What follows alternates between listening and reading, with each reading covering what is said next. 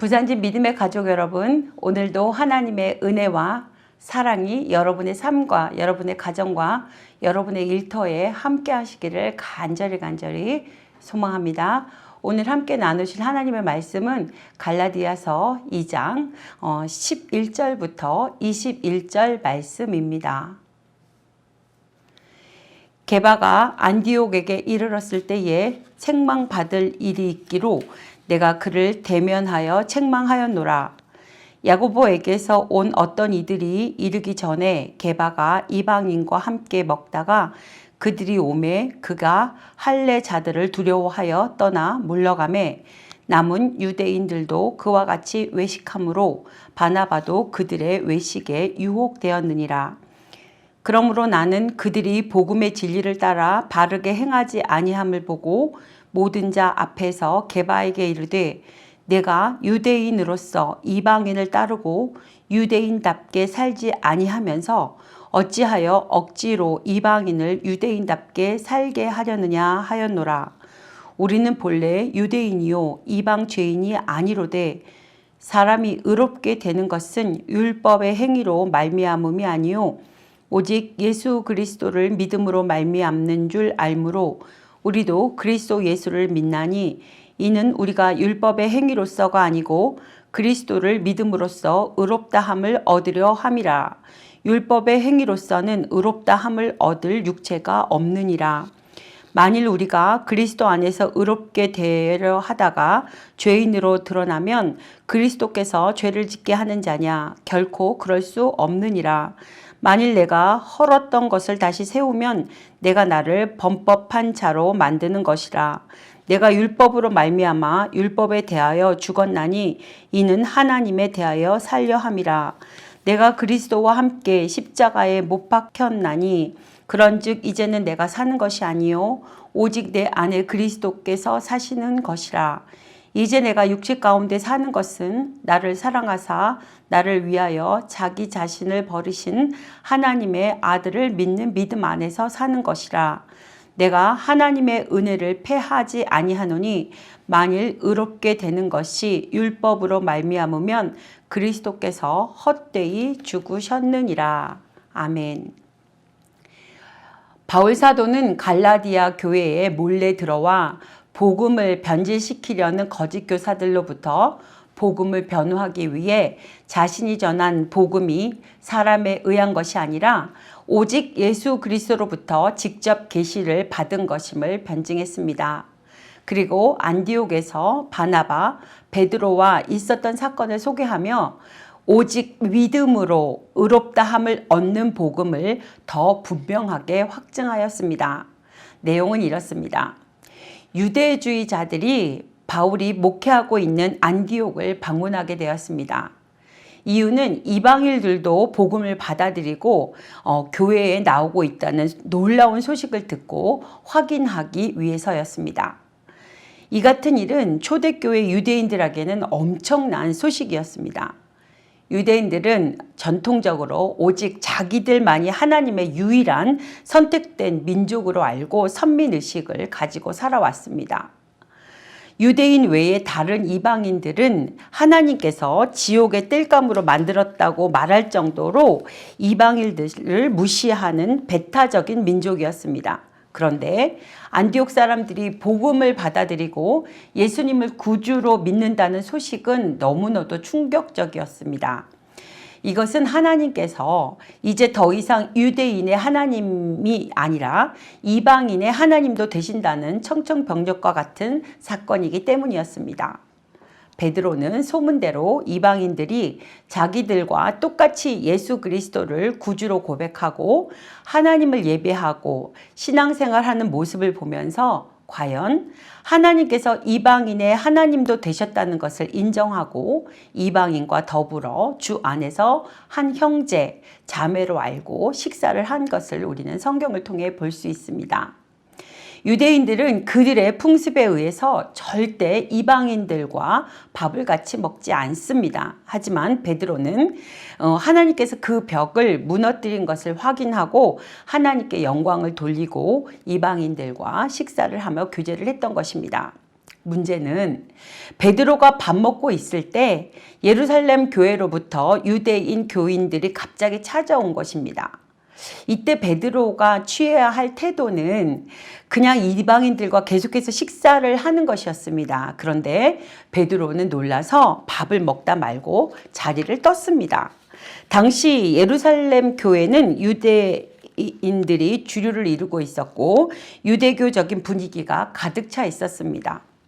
이런 상황 속에서 교회의 수장인 베드로가 유대인 전통을 깨고 이방인과 같이 밥 먹었다는 소문이 나게 되면 교회가 발칵 뒤집힐 것이 뻔했기 때문입니다. 베드로가 자리를 뜨자 바울의 동역자 바나바도 같이 얼른 일어나게 되었습니다. 이와 같이 베드로의 행동은 오직 예수 그리스도를 믿음으로만 구원을 얻을 수 있다는 하나님께서 계시해 주신 절대 복음을 정면으로 부인하는 꼴이 되어버렸습니다.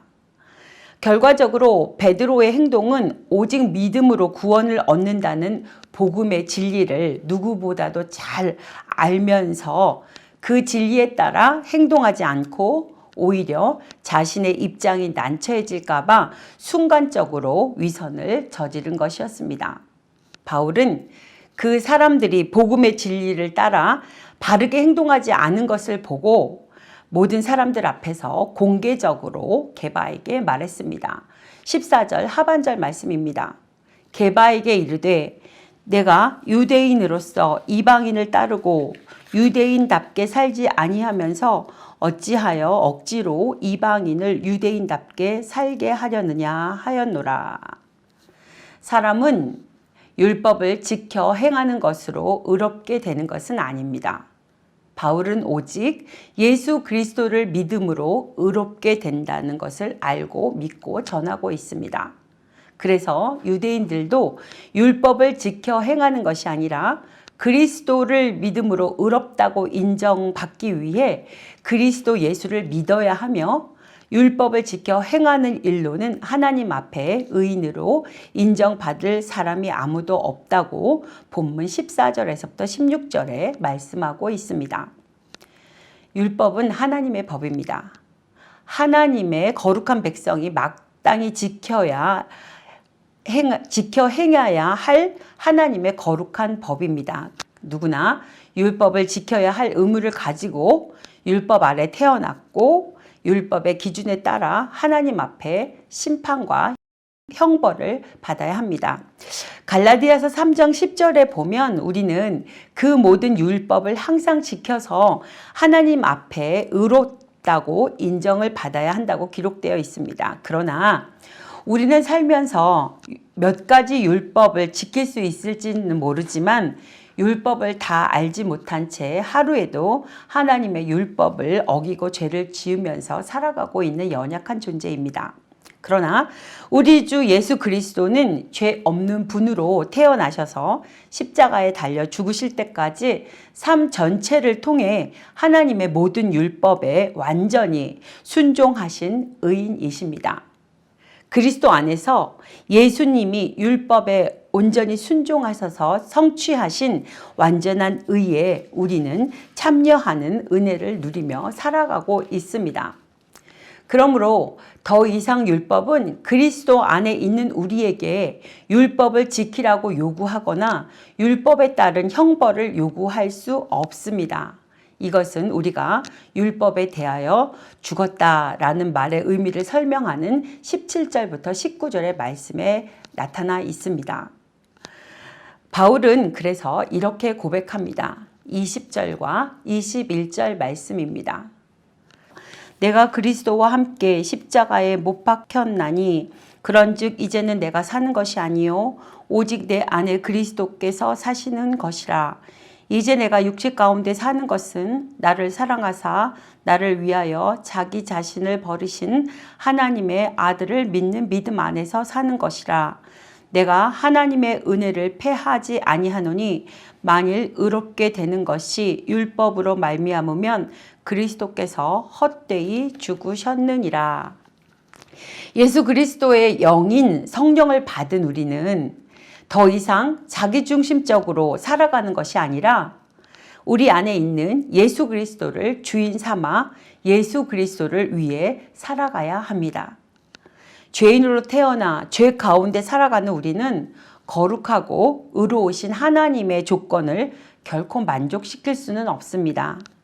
그러나 우리 삶 전체를 통해서 우리의 생각과 마음과 행동으로 모든 율법을 거울 삼아 항상 지켜서 하나님께 의인으로 인정받으며 오직 예수 그리스도를 믿고 성령을 받아 그리스도 안에서 그리스도의 의를 힘입어 의롭다 함을 받는 저와 여러분이 되시기를 간절히 소망합니다.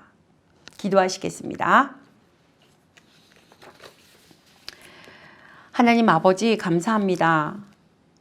율법으로서가 아닌 믿음으로 구원받게 하시고 복된 주의 자녀로 살아가게 하신 것을 생각할 때 그 은혜가 너무 감사합니다.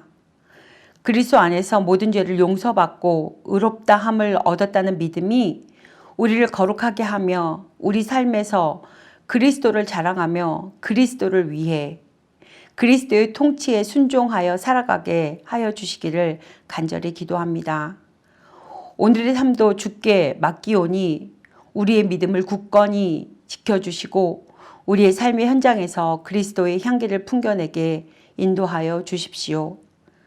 은혜의 주님, 간절히 기도하기는 우리 믿음의 식구들을 지켜주십시오.